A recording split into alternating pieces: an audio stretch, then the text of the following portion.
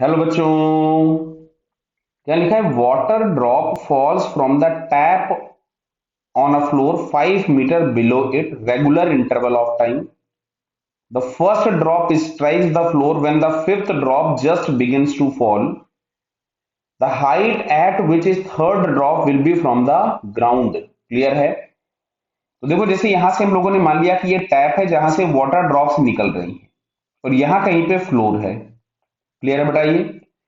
तो तुमसे बोला क्या गया है कि when first drop hits the floor, मतलब ये पहली वाली ड्रॉप जैसे ही यहाँ पे ग्राउंड पे आती है, at the same instant fifth one is just starts, या फिफ्थ वन जस्ट बाहर निकलती है. तो यहाँ कहीं पे बेटा हम लोगों के पास होगी फोर्थ ड्रॉप, यहाँ कहीं पे होगी हम लोगों के पास थर्ड वाली, और यहाँ कहीं पे होगी सेकंड वाली. क्लियर? अच्छा, रेगुलर इंटरवल ऑफ टाइम मतलब फर्स्ट और सेकंड के बीच में जो टाइम रहा होगा वो टी रहा होगा, सेकंड और थर्ड के बीच में भी टाइम टी रहा होगा, थर्ड और फोर्थ के बीच में भी टाइम टी है, फोर्थ और फिफ्थ के बीच में भी टाइम टी है. तो अगर मैं फर्स्ट ड्रॉप की बात करूंगा तो फर्स्ट ड्रॉप 4t टाइम तक ट्रेवल की.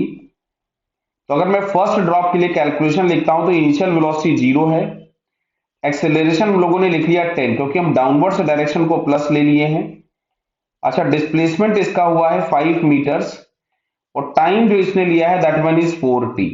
क्लियर? तो चलिए अब यहां से हम लोग इक्वेशन लिखते हैं. s is equal to UT plus half AT square. तो UT plus 1/2 10 into T square, तो आपके पास हो जाएगा ये 4t का स्क्वायर. और यहां से मिल रहा है 5 is equal to 5 into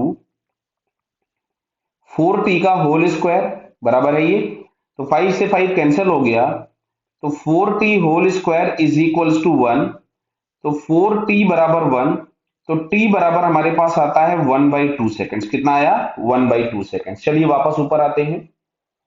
question में पूछा गया height at which the third drop from the ground. तो हम लोग पहले थर्ड के लिए कैलकुलेशन लिखते हैं. तो it's initial velocity is 0, acceleration वही हमारे पास हो जाएगा 10 मीटर पर सेकेंड स्क्वायर, उसमें कोई चेंज नहीं है.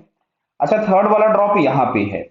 तो अगर हम लोग चेक करें तो थर्ड वाले ड्रॉप ने एक टाइम टी ट्रेवल किया होगा और एक टाइम टी ट्रेवल किया होगा, मतलब टोटल टाइम अगर हम इसके लिए टी डैश लिख दे कुछ भी तो इट विल बी 2t. और t बराबर हम लोगों के पास था 1/4. t इज इक्वल टू कितना है? 1/4. दिख रहा है बेटा यहाँ पे आप लोगों को? देखिए मैं वापस लिख दे रहा हूं यहां से. तो t इज इक्वल टू हम लोगों के पास आ रहा था 1/4.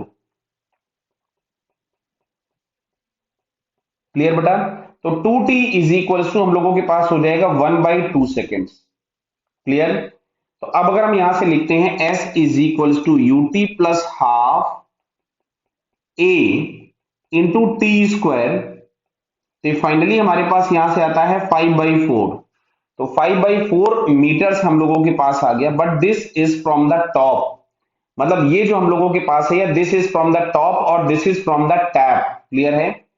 ये जो टैप है उससे ये आपके पास 5/4 मीटर नीचे है, लेकिन आपसे पूछा गया था फ्रॉम द ग्राउंड. तो ग्राउंड से निकालने के लिए क्या 5 माइनस एस कर दूं मैं, बराबर. तो अब अगर मेरे को एस निकालना था फ्रॉम द ग्राउंड तो it will be 5 minus S. तो मिलेगा 5 माइनस 5/4, जो कि हम लोगों के पास आ रहा है 15/4 मीटर्स. और यहाँ पे आंसर सारे पॉइंट्स में दिए हुए हैं, तो इसको अगर हम सिंप्लीफाई कर लें तो आता है 3.75 मीटर. तो 3.75 मीटर फ्रॉम द फ्लोर हमको ये फोर्थ ऑप्शन में दिखता है. So it's correct answer is 4. Okay बेटा, ऑल द बेस्ट.